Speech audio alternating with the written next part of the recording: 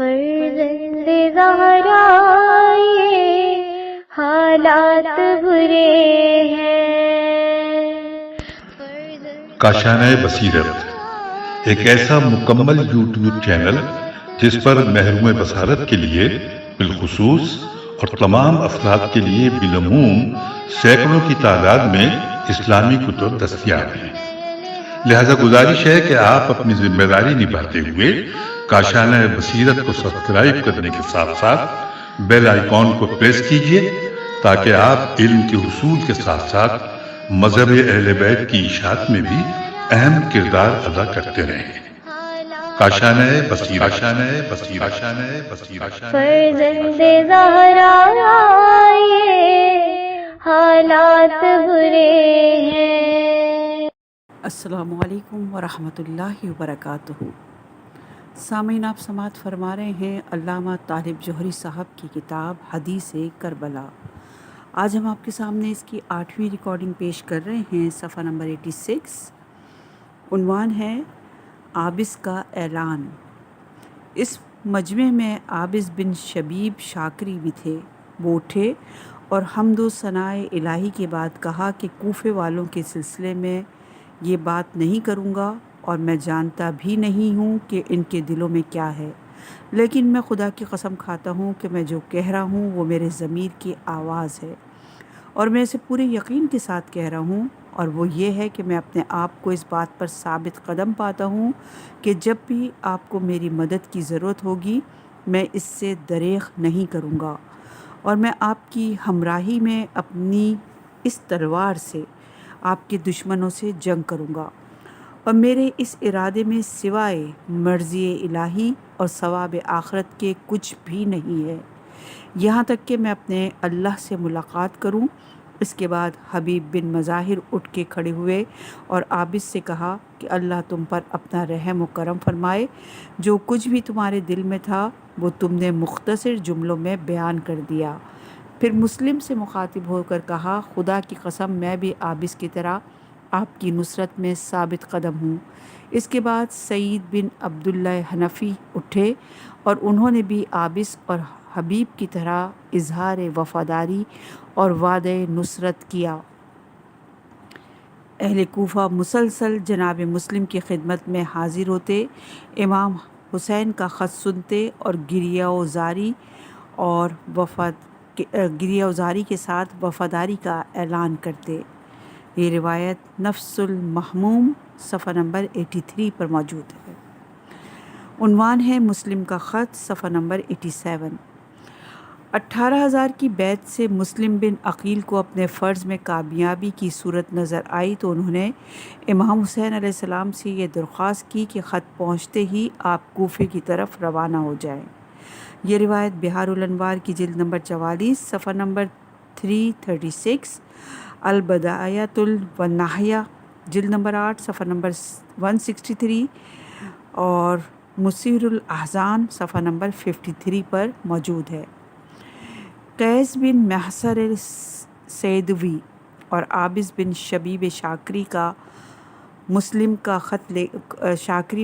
خط لے کر امام حسین علیہ السلام کی جانب روانہ ہو گئے، اور یہ روایت مسیر الاحزان صفحہ نمبر 53، تاریخ کامل بن اسیر جلد نمبر 4 صفحہ نمبر 22 پر موجود ہے۔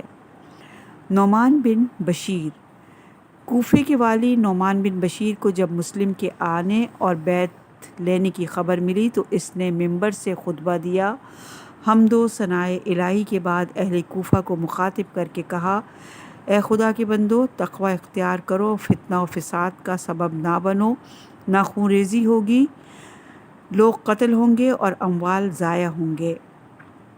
اگر کوئی مجھ سے جنگ نہیں کرے گا تو میں اس سے جنگ نہیں کروں گا، تمہیں ایک دوسرے کے خلاف قتال پر آمادہ نہیں کروں گا، اور صرف کسی کے تہمت لگانے سے مواخذہ بھی نہیں کروں گا، لیکن اگر تم لوگ مجھ سے دشمنی کرو گے اور کیے ہوئے عہد کو توڑو گے اور یزید کی مخالفت کرو گے تو خدا کی قسم جب تک میرے ہاتھ میں تلوار ہے میں تم سے جنگ کرتا رہوں گا، چاہے تم میں سے کوئی بھی میری مدد کے لیے نہ کھڑا ہو۔ مجھے امید ہے کہ تم میں حق کو پہچاننے والے باطل کا دم بھرنے والوں سے زیادہ ہوں گے۔ اور یہ روایت تاریخ کامل بن اسیر جلد نمبر 4 صفحہ نمبر 22 پر موجود ہے۔ صفحہ نمبر ہے 88 اور عنوان ہے عبداللہ بن مسلم حضروامی۔ صفحہ نمبر 88 عنوان عبداللہ بن مسلم حضرمی۔ والی کوفہ کے خطبے کے بعد بنی امیہ کا ایک ہوا خواہ عبداللہ بن مسلم اٹھ کر کھڑا ہو گیا اور اس نے والی کو مخاطب ہو کر کہا، تم نے جو یہ طریقہ اپنایا ہے اس سے تمہیں کامیابی نہیں ہوگی اور یہ فتنہ پوری طاقت سے کچلے بغیر ختم نہیں ہوگا۔ اے نعمان، تمہاری باتیں تو کمزور لوگوں کی باتیں ہیں۔ والی کوفہ نے سختی سے کہا، اگر میں کمزور انسان سمجھا جاؤں تو یہ خدا کی معصیت میں مضبوط اور عزت دار ہونے سے بہتر ہے۔ یہ کہہ کر وہ ممبر سے اتر آیا۔ عبداللہ بن مسلم بنی امیہ کے مضبوط اور وفادار ہوا خواہوں میں شامل تھا۔ اس نے فوری طور پر یزید کو خط لکھا کہ مسلم بن عقیل حسین کے نمائندے بن کر کوفے میں وارد ہو چکے ہیں اور لوگوں نے بڑے جوش و جذبے سے ان کی بیعت کی ہے۔ اپنی تشویش کا اظہار کرتے ہوئے اس نے لکھا کہ اگر تم کوفے کو اپنے تصرف میں رکھنا چاہتے ہو تو ایک طاقتور اور باہمت شخص کو یہاں کا حاکم بناؤ جو تمہارے احکامات کو اس علاقے میں نافذ کرے اور تمہارے دشمنوں سے خود تمہاری طرح نبٹ سکے۔ موجودہ حاکم نعمان بن بشیر یا تو کمزور انسان ہے یا اپنے آپ کو کمزور ظاہر کرتا ہے، وہ اس منصب کے لیے نااہل ہے۔ اس شخص کے علاوہ دوسرے لوگوں نے بھی خطوط لکھے جن میں امارہ بن ولید بن عقبہ اور عمر بن سعد وغیرہ شامل ہیں۔ الاخبار الطوال کی روشنی میں مسلم بن سعید اور امارہ بن عقبہ کوفے میں یزید کے جاسوس تھے، اور یہ روایت ارشاد مفید جلد نمبر 2 صفحہ نمبر 42، تاریخ طبری جلد نمبر 4 صفحہ نمبر 265، تاریخ کامل بن اسیر جلد نمبر 4 صفحہ نمبر 9، الاخبار الطوال صفحہ نمبر 231 پر موجود ہے۔ صفحہ نمبر 88 ہے اور یزید کا رد عمل۔ یزید ان خطوط سے پریشان ہوا اور عراق کی صورتحال کو اثر نو قابو میں کرنے کی تدبیریں سوچنے لگا۔ اس نے اپنے باپ کے ایک رازدار مشیر سر جان بن منصور رومی سے اس مسئلے پر تبادلہ خیال کیا اور اس سے حل تلاش کرنے کی خواہش کی۔ اس نے کہا کہ عبید اللہ بن زیاد جو اس وقت بصرہ کا والی ہے، اسے کوفے کا والی بھی بنا دو۔ ابن زیاد معاویہ سے یزید کی ولی عہدی کی مخالفت کر چکا تھا، لہٰذا یزید اس سے ناراض تھا اور اسے بصرہ کی حکومت سے معزول کرنا چاہتا تھا۔ مورخین نے لکھا کہ سر جان نے معاویہ کا ایک خط نکال کر دیا جس میں ابن زیاد کو کوفے کا والی بنانے کا فرمان لکھا ہوا تھا، اور یہ روایت تاریخ کامل بن اسیر جلد نمبر 4 صفحہ نمبر 9 میں ہے، اور اس میں حاشیے میں لکھا ہے کہ ہم یزید کی حکمرانی کے ابتدائی دنوں کا ایک جھوٹا خواب نقل کر چکے ہیں جس سے اندازہ ہوتا ہے کہ یزید نے اسی وقت ابن زیاد کی گورنری کا فیصلہ کر لیا تھا۔ غالباً سر جان سے مشورے کا واقعہ بھی اسی وقت پیش آیا ہوگا جسے مورخین نے کسی غلط فہمی کی بنا پر بعد میں نقل کیا ہے۔ یزید نے اس رائے پر عمل کرتے ہوئے ابن زیاد کو کوفے کا والی بناتے ہوئے یہ لکھا کہ وہ انتہائی سرعت کے ساتھ کوفہ پہنچے اور مسلم بن عقیل جہاں ملیں انہیں کسی بھی طرح گرفتار کر کے انہیں ان کے کاموں سے روک دیا جائے۔ سفر کاشانی کے مطابق یزید نے خط میں لکھا کہ اہل کوفہ حسین بن علی کی بیعت پر متفق ہو رہے ہیں، میرا خط ملتے ہی کسی تاخیر کے بغیر کوفے جاؤ، اپنے کام میں سستی نہ کرنا اور نسل علی کے ایک ایک شخص کو قتل کر دینا اور مسلم بن عقیل کو قتل کر کے ان کا سر میرے پاس بھیج دو۔ یہ روایت ناسخ التواریخ جلد نمبر 2 صفحہ نمبر 54 پر موجود ہے۔ صفحہ نمبر 89 شیعان یزید۔ طبری کے مطابق یزید نے ابن زیاد کو لکھا کہ میرے شیعوں نے مجھے کوفے سے اطلاع دی ہے کہ مسلم بن عقیل کوفے میں لوگوں کو جمع کر رہے ہیں تاکہ مسلمانوں کا اتحاد پارا پارا ہو جائے۔ تم کوفے جاؤ اور مسلم کو گرفتار کرو، اور جب وہ قابو میں آ جائیں تو تمہیں اختیار ہے کہ انہیں گرفتار رکھو یا قتل کر دو یا شہر بدر کر دو۔ یہ روایت تاریخ طبری جلد نمبر 4 صفحہ نمبر 265 پر ہے۔ مسلم بن عمرو باہلی جو کوفے میں بنی امیہ کا سرگرم کارکن تھا، اسے ابن زیاد تک خط پہنچانے پر مامور کیا گیا۔ یہ امر ابن زیاد کے لیے خلاف توقع تھا، لہٰذا حکم ملنے پر انتہائی خوشی کے ساتھ فوری طور پر کوفہ روانہ ہو گیا۔ روانہ ہونے سے قبل اس نے اہل بصرہ کے سامنے تقریر کی اور انہیں یزید کے نئے حکم سے آگاہ کیا اور اپنے چھوٹے بھائی عثمان بن زیاد کو قائم مقام بنانے کا اعلان کیا اور اہل بصرہ کو دھمکیاں دیں کہ اس کی غیر موجودگی میں کوئی فتنہ نہ کھڑا ہو۔ ابن زیاد کوفے کی راہ پر، صفحہ نمبر 89 ہی ہے۔ اس نے ایسے 500 افراد منتخب کیے جو اگرچہ بصرہ کے تھے لیکن ان کی رشتہ داریاں کوفے میں بھی تھیں۔ اس نے اس تیزی سے سفر کیا کہ اگر ساتھیوں میں سے کوئی سفر کے قابل نہ رہا تو اس کا انتظار بھی نہیں کیا اور آگے بڑھ گیا۔ اس کے ساتھ سفر کرنے والوں میں مسلم بن عمر باہلی، منذر بن جارود، عبداللہ بن حارث بن نوفل، شریک ابن آور بھی تھے۔ عبداللہ بن حارث اور شریک بن آور اثناء راہ میں سفر کے قابل نہ رہے تو اس نے ان کے ٹھیک ہونے کا انتظار نہیں کیا۔ بعض باریک بن مورخین کا خیال ہے کہ یہ دونوں حضرات اس بات کے خواہش مند تھے کہ ابن زیاد کو کوفہ پہنچنے میں تاخیر ہو جائے تو اس مدت میں امام حسین علیہ السلام کوفہ پہنچ کر صورتحال کو اپنی گرفت میں لے لیں، لیکن ابن زیاد تیزی سے کوفے کی طرف چلتا رہا۔ قادسیہ پہنچ کر اس کا غلام مہران بھی سفر کے قابل نہ رہا تو اسے بھی راستے میں چھوڑ دیا۔ اس نے اپنا حلیہ بدلا اور اپنے سر اور صورت پر نقاب ڈالی کہ کوئی اسے پہچان نہ سکے۔ وہ بدلے ہوئے حلیے میں جہاں سے بھی گزرتا لوگ سمجھتے کہ امام حسین علیہ السلام جا رہے ہیں۔ وہ خوشی کے نعرے مارتے اور استقبالیہ کلمات کہتے، لیکن ابن زیاد کسی جذبے کا اظہار نہ کرتا اور خاموشی سے چلتا رہا۔ ابن زیاد کوفے کے قریب پہنچ کر رک گیا اور رات ہونے کا انتظار کرنے لگا۔ رات کے وقت کوفے میں داخل ہوا۔ کسی عورت نے اسے دیکھ کر یہ آواز لگائی کہ خدا کی قسم یہ فرزند رسول ہیں۔ لوگوں نے سواری کو چاروں طرف سے گھیر لیا اور یہ کہتے ہوئے ساتھ چلے کہ ہم 40,000 افراد آپ کے ساتھ ہیں۔ یہ روایت مثیر الاحزان صفحہ نمبر 50 پر ہے۔ ایک قول کے مطابق مسلم بن عمرو باہلی نے بلند آواز سے کہا، لوگوں راستہ دو، یہ کوفے کا والی عبیداللہ ابن زیاد ہے۔ جب یہ مجمع دارالامارہ کے قریب پہنچا تو نعمان بن بشیر نے اس خیال سے کہ امام حسین علیہ السلام آ گئے ہیں یہ حکم دیا کہ دارالامارہ کے دروازے بند کر دیے جائیں۔ نعمان نے دارالامارہ کی چھت سے امام حسین سمجھ کر اسے مخاطب کیا اور کہا، میں آپ کو خدا کی قسم دیتا ہوں کہ یہاں سے چلے جائیں، واللہ میں اپنی امانت کو آپ کے سپرد نہیں کروں گا اور نہ مجھے آپ سے جنگ کرنے کی خواہش ہے۔ ابن زیاد خاموشی سے قصر سے نزدیک ہوا۔ نعمان بن بشیر نے بھی اپنا سر باہر نکالا۔ ابن زیاد نے اس سے کہا کہ دروازہ کھولو۔ کسی نے اس کی آواز سن کر لوگوں کو مخاطب کیا کہ وحدہ لا شریک کی قسم یہ پسر مرجانہ ہے، حسین نہیں ہے۔ نعمان نے دروازہ کھول دیا اور ابن زیاد دارالامارہ میں داخل ہو گیا اور پھر دروازہ بند کر دیا اور لوگ مایوسی کے عالم میں واپس چلے گئے۔ دارالامارہ میں داخل ہونے کے بعد ابن زیاد نے ان لوگوں کو طلب کیا جو بنی امیہ کے وفادار تھے اور ان سے تبادلہ خیال میں پوری رات گزاری۔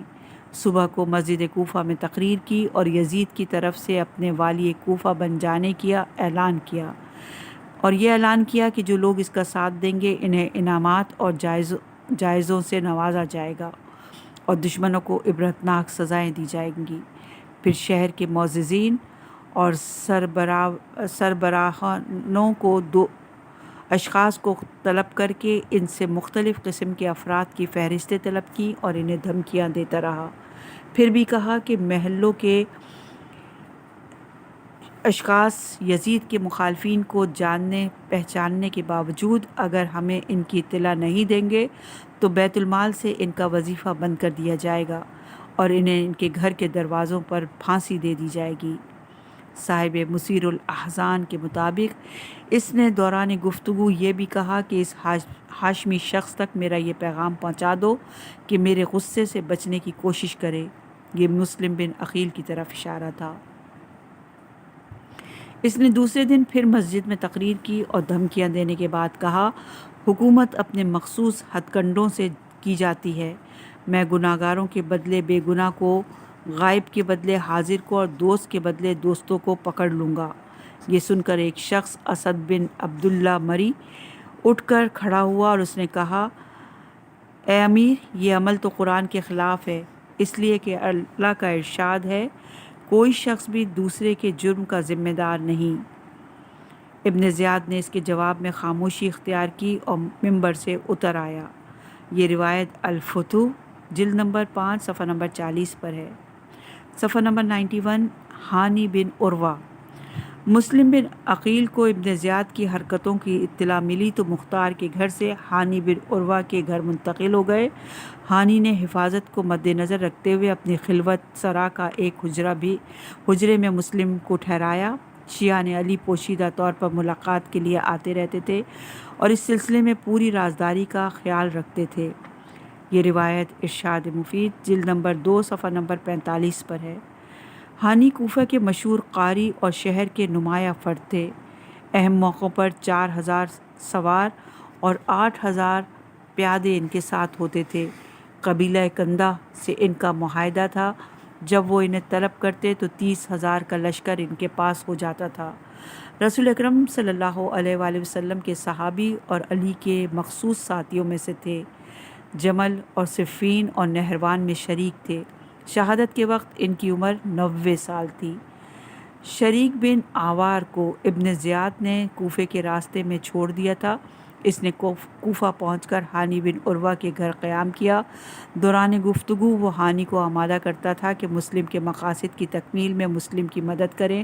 ابن اثیر اور دیگر مورخین کے مطابق اس دوران ہانی بیمار پڑ گئے اور ابن زیاد ان کی عیادت کے لیے ان کے گھر آیا۔ امارہ بن عبدالسلولی نے ہانی سے کہا کہ میرا ایک مقصد تو یہ بھی ہے کہ ابن زیاد کو ختم کر دیں، یہ سلطنت بنو امیہ کے لیے ایک بڑا دھچکا ہوگا۔ ہانی نے جواب میں کہا کہ وہ اس وقت میرا مہمان ہے اور میں یہ پسند نہیں کرتا کہ وہ میرے گھر میں قتل ہو۔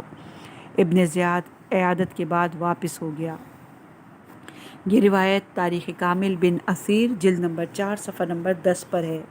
صفحہ نمبر 92 شریک بن آوار۔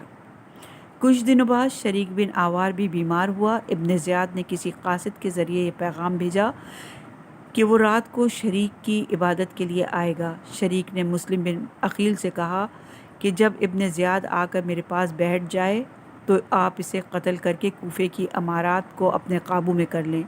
اس سلسلے میں کوئی بھی آپ کی مخالفت نہیں کرے گا۔ میں اچھا ہونے کے بعد بصرہ جاؤں گا اور اہل بصرہ کو آپ کی مدد کے لیے آمادہ کروں گا۔ مسلم ایک مخفی جگہ پر چھپ گئے۔ ہانی بن عروہ ان کے پاس آئے اور کہا، مجھے یہ پسند نہیں کہ ابن زیاد میرے گھر میں قتل کیا جائے۔ دروازہ کھٹکھٹایا گیا اور یہ اطلاع دی گئی کہ والی کوفہ دروازے پر موجود ہیں۔ ابن زیاد اپنے غلام کے ساتھ گھر میں داخل ہوا اور شریک کے پاس بیٹھ کر مزاج پرسی کرنے لگا۔ مسلم اس کے آنے سے قبل کسی مقام پر چھپ گئے تھے۔ شریک باتیں بھی کر رہا تھا اور اسے یہ انتظار بھی تھا کہ مسلم اپنی کمین گاہ سے نکل کر جلد آئیں اور اس کا کام تمام کر دیں، اور اتنا پریشان تھا کہ کبھی امامہ اتار کر زمین پر رکھتا اور کبھی اٹھا کر پہن لیتا۔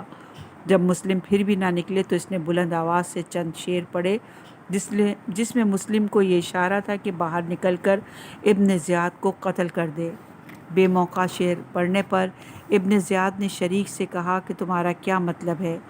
کیا تمہیں ہذیان ہو گیا ہے؟ اس کا جواب ہانی بن عروہ نے اسبات میں دیا۔ دوسری روایت کے مطابق ابن زیاد نے ہانی بن عروہ سے کہا کہ تمہارا ابن ام تو الٹی سیدھی باتیں کر رہا ہے۔ ہانی نے جواب میں کہا، شریک جس دن سے بیمار ہوا ہے اپنے آپ سے باتیں کرتا ہے، اسے خود خبر نہیں ہوتی کہ وہ کیا کہہ رہا ہے۔ شریک مسلم بن عقیل کو یہ کہہ چکا تھا کہ جب میں پانی طلب کروں تو آپ باہر نکل کر ابن زیاد کا کام تمام کر دیں۔ جب ابن زیاد بیٹھا تو اس کا غلام مہران اس کے پیچھے کھڑا ہو گیا۔ اتنے میں شریک نے بلند آواز سے کہا مجھے پانی پلاؤ۔ ایک کنیز پانی لے کر چلی، اس کی نگاہ چھپے ہوئے مسلم پر پڑی، وہ گھبراہٹ میں لڑکھڑا کر گری۔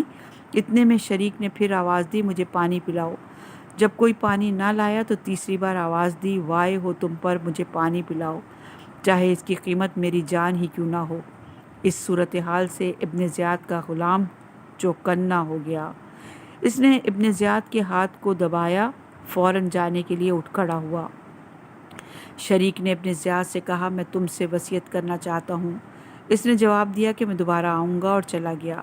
ابن زیاد کے غلام مہران نے باہر نکلنے کے بعد کہا شریک آپ کے قتل کی سازش کر رہا تھا۔ ابن زیاد نے یقین نہیں کیا اور کہا یہ کیسے ہو سکتا ہے؟ میں نے تو اس کے ساتھ بڑی مہربانی کے سلوک کیے ہیں، اور میرے باپ نے بھی ہانی کے ساتھ ہمیشہ اچھا سلوک کیا ہے۔ مہران نے کہا میں نے جو بات کہی ہے حقیقت ہے۔ اور یہ روایت تاریخ کامل بن اثیر جلد نمبر 4 صفحہ نمبر 10 اور 11 میں ہے۔ ابن زیاد کے جانے کے بعد مسلم مخفی مقام سے باہر آئے تو شریک نے ناراضگی سے سوال کیا کہ ابن زیاد کو قتل کیوں نہیں کیا؟ مسلم نے کہا اس کے 2 سبب تھے۔ پہلا تو یہ تھا کہ ہانی کو یہ پسند نہیں کہ ابن زیاد ان کے گھر میں قتل کیا جائے۔ دوسرا سبب وہ حدیث ہے جو رسول اکرم سے بیان کی جاتی ہے کہ ایمان انسان کو مکر و حیلہ سے روک لیتا ہے اور مومن حیلہ نہیں کیا کرتا۔ حاشیے میں لکھا ہے کہ ابن اسیر نے رسول اکرم صلی اللہ علیہ وآلہ وسلم سے جو روایت کی وہ یہ ہے کہ یعنی ایمان دھوکہ دہی کی قید ہے، ایک مومن دوسرے مومن کو دھوکہ نہیں دیتا۔ تاریخ طبری جلد نمبر 4 صفحہ نمبر 271 اور اخبار الطوال صفحہ نمبر 235 کے مطابق اصل روایت یہ ہے کہ مومن ایمان دھوکہ کی قید ہے، مومن دھوکہ نہیں دیتا۔ ابن اسیر نے اپنے عقیدے کے مطابق ابن زیاد کو مسلمان اور مومن بنانے کے لیے روایت میں مومن کا اضافہ کر دیا۔ شریک نے کہا کہ خدا کی قسم اگر آپ اسے قتل کر دیتے تو یہ قتل ایک فاسق، کافر اور بدکردار کا قتل ہوتا۔ یہ روایت تاریخ کامل بن اثیر جلد نمبر 4 صفحہ نمبر 11 پر ہے۔ ایک روایت کے مطابق اس کی تفصیل یہ ہے کہ جب مسلم اپنی خفیہ جگہ سے باہر آئے تو تلوار ان کے ہاتھ میں تھی۔ شریک نے قتل نہ کرنے کا سبب پوچھا تو کہا کہ جب میں مخفی جگہ سے باہر آیا تو ایک عورت میرے قریب آئی اور کہا میں آپ کو اللہ کی قسم دیتی ہوں کہ آپ عبید اللہ کو میرے گھر میں قتل نہ کریں۔ یہ کہہ کر وہ رونے لگی۔ میں تلوار رکھ کر بیٹھ گیا۔ ہانی نے کہا اس پر وائے ہو کہ اس عورت نے مجھے بھی قتل کروایا اور اپنے آپ کو بھی، اور جس چیز سے میں بچ رہا تھا وہی سامنے آ گئی۔ اور یہ روایت مثیر الاحزان صفحہ نمبر 52 پر ہے۔ اس واقعے کے 3 دن بعد شریک بن آوار کا انتقال ہو گیا۔ جب اس کے انتقال کی خبر ابن زیاد کو ملی تو اس نے کہا اگر شریک کی قبر میرے باپ کی قبر کے قریب نہ ہوتی تو میں اسے کھدوا دیتا۔ اور یہ روایت بھی تاریخ کامل بن اثیر جلد نمبر 4 صفحہ نمبر 11 پر ہے۔ ابن کثیر نے شریک بن آوار کے واقعے کو کچھ اختلافات کے ساتھ نقل کیا ہے۔ پھر آگے بڑھ کر یہ بھی نقل کیا کہ بعضوں کا خیال ہے کہ عبید اللہ نے شریک بن آوار سے پہلے ان کی ہانی کی بیمار پرسی کی تھی اور اس وقت مسلم بن عقیل ان کے گھر میں موجود تھے۔ اس وقت بھی لوگوں نے اسے قتل کرنے کا منصوبہ بنا لیا تھا، لیکن ہانی نے انہیں روک دیا کیونکہ عبید اللہ ان کے گھر میں تھا۔ اور یہ روایت پورے بطول صفحہ نمبر 23 پر موجود ہے۔ عنوان ہے مسلم کی تلاش، صفحہ نمبر 94۔ ارشاد مفید کے مطابق ابن زیاد نے اپنے غلام معقل کو بلا کر 3000 درہم دیے اور کہا کہ مسلم کے دوستوں کو تلاش کرو، جب مل جائیں تو انہیں یہ 3000 درہم دے دو اور کہو کہ یہ رقم دشمنوں سے جنگ کے لیے ہے، اور انہیں یہ باور کراؤ کہ تم انہی میں سے ہو، اور جب تم یہ درہم دو گے تو وہ تمہیں اپنوں ہی میں سے سمجھیں گے اور تم سے کچھ نہیں چھپائیں گے۔ پھر ان کے پاس آنا جانا شروع کر دو، اس طریقے سے تمہیں یہ معلوم ہو جائے گا کہ مسلم کہاں چھپے ہوئے ہیں۔ پھر تم ان کے پاس جانا۔ معقل درہموں کو لے کر مسجد کوفہ آیا۔ اس وقت مسلم بن اوسجہ نماز پڑھ رہے تھے۔ اس نے کچھ لوگوں کو یہ کہتے ہوئے سنا کہ یہ شخص مسلم بن اوسجہ لوگوں سے حسین کے لیے بیعت لیتا ہے۔ وہ اٹھ کر مسلم بن اوسجہ کے پہلو میں بیٹھ گیا۔ جب ابن اوسجہ نماز سے فارغ ہوئے تو معقل نے ان سے کہا کہ میں شام سے آیا ہوں اور الحمدللہ میں آل محمد کا دوست دار ہوں، اور یہ اللہ کا کرم ہے کہ اس نے مجھے ان کی محبت سے سرفراز کیا ہے۔ پھر آپ دیدہ ہوا اور کہا میرے پاس 3000 درہم ہیں اور میں آل محمد میں سے کسی سے ملاقات کرنا چاہتا ہوں۔ مجھے خبر ملی ہے کہ ان میں سے کوئی شخص کوفے آیا ہے جو رسول کے نواسے کے لیے بیعت لے کر آیا ہے۔ میں اس شخص سے ملنا چاہتا ہوں، لیکن کوئی ایسا نہ ملا جو اس کا سراغ بتلائے۔ میں بھی مسجد میں بیٹھا ہوا تھا کہ میں نے مومنین کے ایک گروہ کو دیکھا جنہوں نے آپ کی طرف اشارہ کیا اور کہا کہ یہ شخص اس خاندان کی باتوں کو جانتا ہے۔ میں اس لیے آپ کے پاس آیا ہوں کہ آپ مجھ سے یہ درہم لے لیں اور آل محمد کے نمائندے تک پہنچا دیں۔ آپ اطمینان رکھیں، میں آپ کے ہم خیال بھائیوں میں سے ہوں۔ اگر آپ یہ چاہتے ہیں کہ میں ملاقات کرنے سے پہلے بیعت کر لوں تو اس کے لیے میں تیار ہوں۔ کچھ قول و اقرار کے بعد مسلم بن اوسجہ نے معقل سے بیعت لی اور کہا کہ تم چند دنوں تک میرے گھر میں آنا جانا رکھو تاکہ میں اس دوران میں ان سے اجازت لے لوں جن سے تم ملنا چاہتے ہو۔ معقل چند دن مسلم بن اوسجہ کے گھر آنے جانے والوں کے ساتھ آمد و رفت کرتا رہا۔ پھر ایک دن مسلم بن اوسجہ نے جناب مسلم بن عقیل سے معقل کی ملاقات کی اجازت لے لی۔ اس کے پہنچنے پر مسلم بن عقیل نے اس سے بیعت لی اور ابو ثمامہ سعیدی سے کہا کہ یہ دینار اس سے لے لیں۔ معقل نے مسلم بن عقیل کے پاس آنا جانا شروع کر دیا۔ مسلم بن عقیل کی خدمت میں سب سے پہلے آتا اور سب سے آخر میں رخصت ہوتا تھا اور ساری خبریں ابن زیاد تک پہنچا دیتا۔ اس طرح ابن زیاد کو سب کچھ معلوم ہو گیا جو وہ چاہتا تھا۔ اور یہ روایت ارشاد مفید جلد نمبر 2 صفحہ نمبر 45 اور 46 پر ہے۔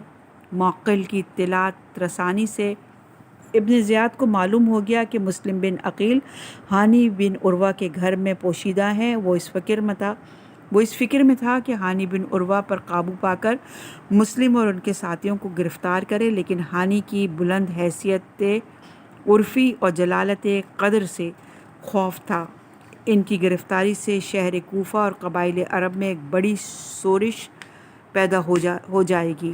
اس کا حل اس نے یہ نکالا کہ جو لوگ بنی امیہ کے مخالف ہیں انہیں اتنے بڑے انعامات اور وظائف سے نوازا جائے کہ وہ مخالفت کے قابل نہ رہیں، اور سارے اہل کوفہ کو اتنا ڈرایا دھمکایا جائے کہ وہ اپنے عبرتناک انجام سے خوفزدہ ہو جائیں، اور اس کے ساتھ ساتھ مکر و فریب کی سیاست کے ذریعے مخالف گروہوں کی طاقت کو توڑ دیا جائے۔ قلیل مدت میں وہ اپنے منصوبوں میں کامیاب ہو گیا اور اسے یہ یقین ہو گیا کہ اب میرے اقدامات پر کوئی خاص رد عمل نہیں ہوگا۔ ایک دن اس نے کہا، کیا بات ہے، ہانی بن عروہ نظر نہیں آ رہے ہیں؟ ہانی ابن زیاد سے خوفزدہ تھے اور وہ انہیں قتل کروا دے گا، لہٰذا بیمار بن کر گھر میں محصور ہو گئے تھے۔ ابن زیاد کے سوال پر لوگوں نے کہا کہ وہ بیمار ہیں۔ اس نے کہا اگر مجھے اس کی خبر ہوتی تو میں ان کی عیادت کو جاتا۔ پھر اس نے محمد بن اشس، اسما بن خارجہ اور عمرو بن حجاج زبیدی کو بلایا۔ جب یہ لوگ آ گئے تو ان سے سوال کیا کہ ہانی بن عروہ میری ملاقات کو کیوں نہیں آتے؟ انہوں نے جواب دیا کہ ہمیں نہیں معلوم، لوگ کہتے ہیں کہ وہ بیمار ہیں۔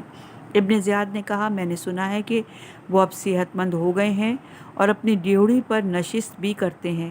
تم لوگ ان کے پاس جاؤ اور ان سے کہو میرے حق کا خیال رکھے، اس لیے مجھے یہ پسند نہیں کہ عرب کے ایک معزز و محترم شخص کا حق مجھ سے تلف نہ ہو جائے۔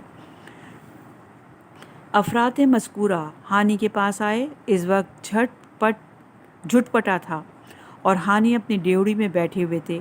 ان لوگوں نے ہانی سے کہا تم امیر سے ملنے کیوں نہیں گئے؟ اس نے تمہارا نام لیا اور کہا کہ اگر مجھے ہانی کی بیماری کی خبر ہوتی تو میں عیادت کے لیے جاتا۔ ہانی نے بیماری کا بہانہ پیش کیا۔ انہوں نے کہا ابن زیاد کو معلوم ہوا ہے کہ تم صحت مند ہو چکے ہو اور ہر روز شام کو اپنی ڈیوڑی پر بیٹھتے ہو۔ اسے یہ خیال ہے کہ تم اس سے ملاقات کرنے میں بے اعتنائی برت رہے ہو، اور یہ بے اعتنائی اس چیز سے ہے کہ حاکم اسے کبھی برداشت نہیں کرتا۔ ہم تمہیں قسم دیتے ہیں کہ ابھی ہمارے ساتھ ابن زیاد کی ملاقات کے لیے چلو۔ ہانی نے لباس تبدیل کیا اور اپنی سواری پر سوار ہو کر دارالامارہ کی طرف روانہ ہو گئے۔ دارالامارہ کے قریب پہنچ کر ہانی کو خطرے کا احساس ہوا کہ اگر وہ اندر داخل ہو گئے تو زندہ واپسی نہیں ہوگی۔ انہوں نے فوراً حسان بن اسما بن خارجہ سے سوال کیا کہ بھتیجے، خدا کی قسم مجھے خوف محسوس ہو رہا ہے، تمہارا کیا خیال ہے؟ حسان صورتحال سے بے خبر تھا، لہٰذا اس نے کہا، چچا مجھے آپ کے سلسلے میں ذرا برابر کوئی خوف نہیں ہے، آپ پریشان نہ ہوں۔ ہانی ابن زیاد کے دربار میں داخل ہوئے۔ اسے دیکھتے ہی عرب کی ایک مثل دہرائی جس کا مفہوم یہ تھا کہ اپنے پیروں سے چل کر موت تک آیا ہے۔ ہانی ابن زیاد سے قریب ہوئے۔ وہاں قاضی شرح پہلے سے بیٹھا ہوا تھا۔ ابن زیاد نے ہانی کو غور سے دیکھا اور عمرو بن ماد یکرب کا یہ شعر پڑھا جس کا مفہوم یہ ہے کہ میں اس کی زندگی چاہتا ہوں اور وہ مجھے قتل کرنا چاہتا ہے۔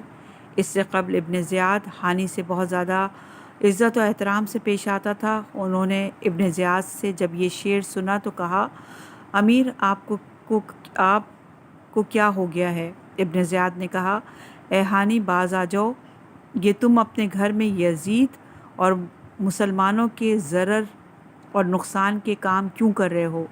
مسلم بن عقیل کو تم نے اپنے گھر میں رکھا ہوا ہے، اسلحہ جمع کر رہے ہو اور جنگ کا سامان فراہم کر رہے ہو، اور تم یہ سمجھتے ہو کہ سب باتیں مجھ سے چھپی رہیں گی۔ ہانی نے کہا، میں نے ایسا نہیں کیا اور مسلم بن عقیل میرے پاس نہیں ہے۔ ابن زیاد نے کہا، ایسا ہی ہے اور تم غلط کہہ رہے ہو۔ ہانی نے پھر انکار کیا۔ جب تکرار بڑھی اور ہانی اپنی بات پر اڑے رہے تو ابن زیاد نے اپنے غلام معقل کو بلایا۔ اس کے آتے ہی ابن زیاد نے ہانی سے پوچھا، اس کو پہچانتے ہو؟ ہانی نے کہا، ہاں میں پہچانتا ہوں۔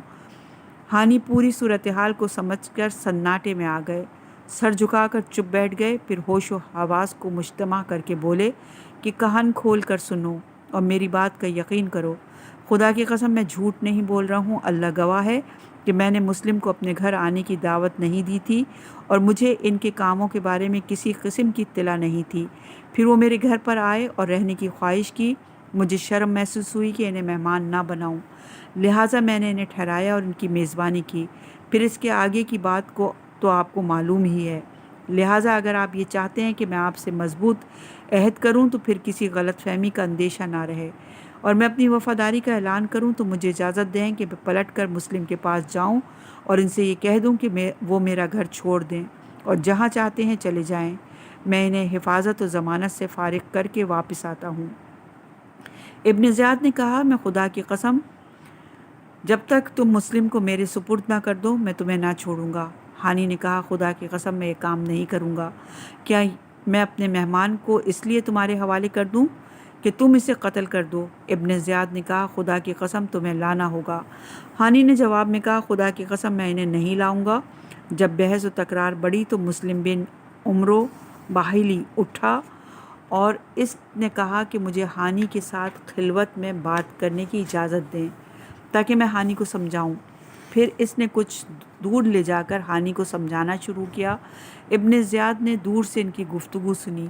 باہلی نے کہا، ہانی تمہیں خدا کی قسم ہے ایسا کام نہ کرو جس سے قتل ہو جاؤ اور تمہارا قبیلہ مصیبتوں میں پھنس جائے۔ خدا کی قسم میں نہیں چاہتا ہوں کہ تم مارے جاؤ۔ یہ شخص یعنی مسلم بن عقیل اور اس کے مقابل کا یہ گروہ آپس میں عمزاد ہیں یعنی چچا زاد ہیں۔ یہ لوگ نہ اسے قتل کریں گے اور نہ نقصان پہنچائیں گے، لہٰذا تم اسے ان کے سپرد کر دو۔ ایسی صورت میں تمہیں کوئی ذلت و ندامت بھی نہیں ہوگی، اس لیے کہ تم اسے حکومت کے سپرد کرو گے۔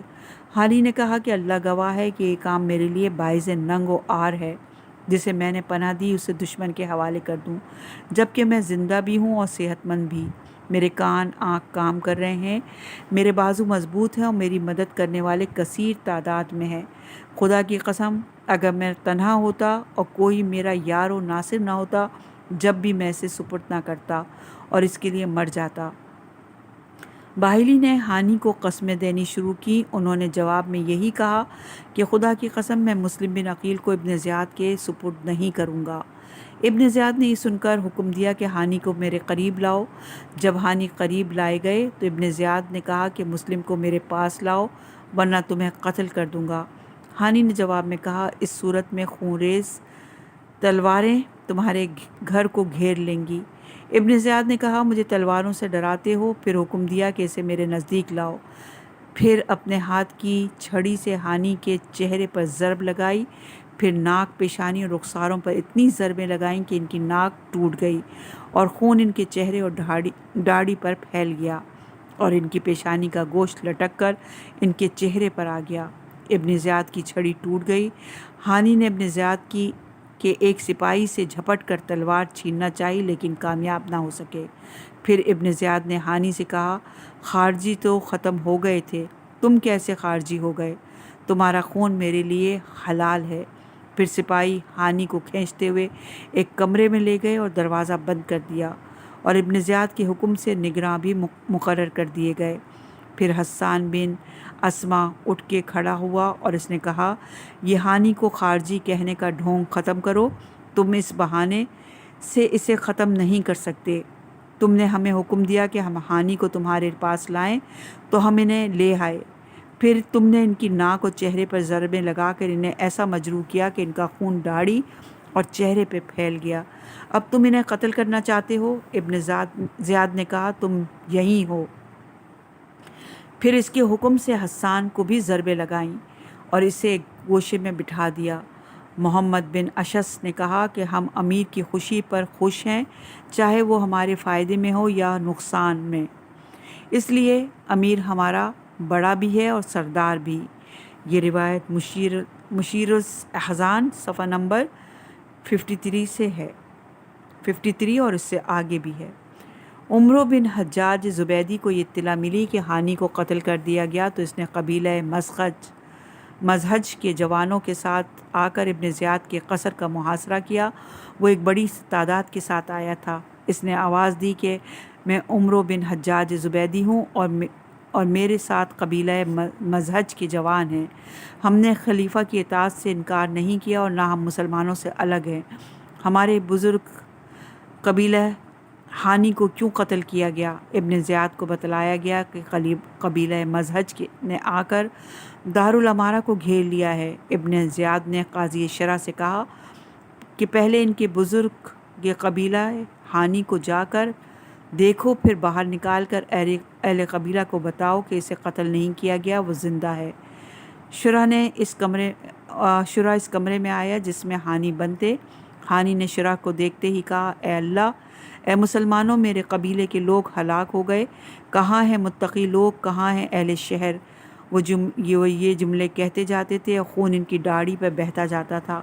اتنے میں دارالامارہ کے باہر کا شور ہانی کے کانوں تک پہنچا تو انہوں نے کہا میرا خیال ہے یہ قبیلہ مزہج اور مسلمانوں کی آوازیں ہیں، ان میں اگر 10 افراد بھی اندر آ جائیں تو مجھے رہا کرا سکتے ہیں۔ قاضی شرح نے یہ باتیں سنی اور پھر مزہج کے قریب جا کر کہا کہ جیسے ہی امیر کوفہ نے تمہاری آوازیں سنی کہ تم اپنے سردار کے قتل کی باتیں کر رہے ہو تو مجھے حکم دیا کہ میں ہانی کے پاس جاؤں۔ میں گیا اور میں نے ہانی کو دیکھا، پھر امیر نے مجھے حکم دیا کہ میں تم لوگوں کو یہ بات بتلا دوں کہ ہانی زندہ ہیں اور تمہیں جو ان کے قتل کی خبریں دی گئی ہیں وہ جھوٹ ہیں۔ یہ سن کر عمرو بن حجاج اور ان کے ساتھیوں نے کہا خدا کا شکر ہے کہ وہ قتل نہیں ہوئے۔ یہ کہہ کر سب واپس چلے گئے۔ ابن زیاد اپنے محافظوں، قریبی ساتھیوں اور معززین کے ساتھ دارالامارہ سے باہر نکلا۔ پھر ممبر پر آ کر اس نے تقریر کی اما بعد، اے لوگوں، تم سب خدا کی اور اپنے امیر کی پیروی کرو، تمہارا بھائی فقط وہ ہے جو تم سے سچی بات کرے۔ یہ کہہ کر وہ ممبر سے نیچے اترنا ہی چاہتا تھا کہ مسجد کے منتظمین نے خرما فروشوں کے دروازے کی طرف سے آ کر یہ آواز لگائی کہ مسلم بن عقیل آ گئے۔ ابن زیاد بہت تیزی کے ساتھ دارالامارہ کی طرف واپس پلٹا اور دروازے بند کروا دیے۔ عبداللہ بن حازم کا بیان ہے کہ مسلم بن عقیل نے مجھے یہ ذمہ داری دی تھی کہ میں ہانی کی صورتحال معلوم کروں۔ جب میں نے دیکھا کہ ہانی کو زد و کوب کے بعد زندان میں ڈال دیا گیا ہے، میں فوراً باہر نکلا اور آ کر مسلم کو حالات سے آگاہ کیا۔ مسلم اس وقت خانی کے گھر میں تھے اور اس کے گھر کے چاروں طرف مکانوں میں وہ لوگ قیام پذیر تھے جو مسلم کے حامیوں میں تھے، اور ان میں 4000 افراد ایسے تھے جو ہمہ وقت مسلح رہتے تھے۔ عبداللہ بن حازم کہتا ہے کہ مسلم نے مجھ سے کہا میں ان لوگوں کو کہہ دوں کہ قیام کے لیے تیار ہو جائیں اور میں کوفے میں جنگ کا نعرہ لگا دوں۔ میں نے یہ نعرہ لگایا اور ادھر مسلم بن عقیل نے جنگ کا پرچم لہرایا اور نعرہ تھا یا منصور امت۔ جب مسلم نے اپنے 4 خاص دوستوں کو مختلف قبیلوں پر امیر قرار دیا اور ہر ایک کا پرچم بھی الگ الگ معین فرمایا، عبداللہ بن عزیز کندی کو قبیلہ کندہ پر اور مسلم بن اوسجہ کو قبیلہ مزہج پر اور ثمامہ سعیدی کو قبیلہ بنی تمیم اور قبیلہ حمدان پر اور عباس بن جادہ جدلی کو لشکر مدینہ کا امیر قرار دیا اور خود بھی کچھ قبیلوں کو ساتھ لے کر دارالامارہ کی طرف روانہ ہوئے۔ کچھ ہی دیر میں مسجد و بازار لوگوں کی کثرت سے چھلک اٹھے۔ اس وقت دارالامارہ میں ابن زیاد کے پاس 30 سرکاری محافظ اور 20 اکابر کوفہ اور کچھ افراد خاندان موجود تھے۔ ابن زیاد کے وہ ہواخواہ جو باہر تھے، ان کے لیے اندر داخل ہونا ممکن نہ تھا۔ پورا دارالامارہ محاصرے میں تھا اور مشتعل ہجوم اس پر پتھر پھینک رہا تھا اور جرأت مند لوگ ابن زیاد اور اس کے خاندان کو بلند آواز سے سب و شتم کر رہے تھے۔ اور یہ روایت ارشاد مفید جلد نمبر 2 صفحہ نمبر 51 اور 52 پر موجود ہے۔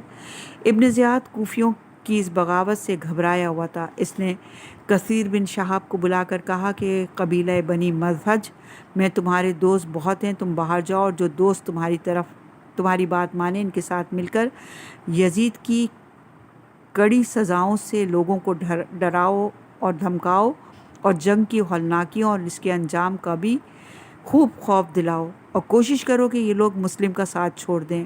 محمد بن اشعث نے کہا کہ وہ قبیلہ کندہ کے دوستوں کو باہر نکال کر جمع کرے اور امان کا پرچم لہرا دے اور یہ اعلان کر دے کہ جو بھی اس پرچم کے نیچے آ جائے اس کی جان، عزت اور مال سب محفوظ ہے۔ ان 2 کے علاوہ اس نے قعقاع ذیلی، شبس بن ربی، حجاز بن اجبر اور شمر بن ذی جوشن کو بھی روانہ کیا۔ ان لوگوں نے کوفیوں کی کثیر تعداد کو ورغلا کر جناب مسلم کی نصرت سے بے تعلق کر دیا اور دارالامارہ کے عقبی دروازے سے اندر داخل ہو گئے۔ جب ابن زیاد نے کچھ کامیابی دیکھی تو شبس بن ربی کو ایک پرچم کے ساتھ کچھ لوگوں کے ساتھ باہر بھیجا اور جو اکابر کوفہ اس کے پاس تھے انہیں حکم دیا کہ دارالامارہ کی چھت سے جناب مسلم کے دوستوں کو بلند آواز سے یہ کہیں کہ تم لوگ اپنے حال پر رحم کھاؤ اور منتشر ہو جاؤ، اس لیے کہ شام کی فوجیں پہنچنے ہی والی ہیں اور تم لوگ ان فوجوں کا مقابلہ نہیں کر سکتے۔ اگر تم لوگ امیر کی اطاعت کر لو تو وہ اس بات کے لیے تیار ہے کہ یزید سے تمہیں معافی دلوا دے اور تمہارے انعام و اکرام میں اضافہ کر دے، اور امیر نے قسم کھائی ہے کہ اگر تم منتشر نہ ہوئے تو جیسے ہی شامی لشکر کوفے میں داخل ہوگا وہ تمہارے سارے مردوں کو قتل کر دے گا اور گناہ گاروں کے بدلے میں بے گناہ بھی مارے جائیں گے، اور تمہاری عورتیں اور بچے شامی لشکر میں غنیمت کے طور پر تقسیم کر دیے جائیں گے۔ اس قسم کے اعلانات ہوتے رہے یہاں تک کہ مغرب کے قریب اہل کوفہ ان اعلانات سے دہشت زدہ ہو کر منتشر ہو گئے۔ اور یہ روایت تخلیص از برگزیدہ منتہی الاعمال صفحہ نمبر 51 سے آگے تک، ارشاد مفید جلد نمبر 2 صفحہ نمبر 45 سے آگے تک، بحار الانوار، تاریخ طبری، تاریخ کامل بن اثیر، نفس المحموم اور دیگر کتب میں موجود ہیں۔ بیان ابھی جاری ہے، انشاءاللہ کہ اگلی ریکارڈنگ میں اس سے آگے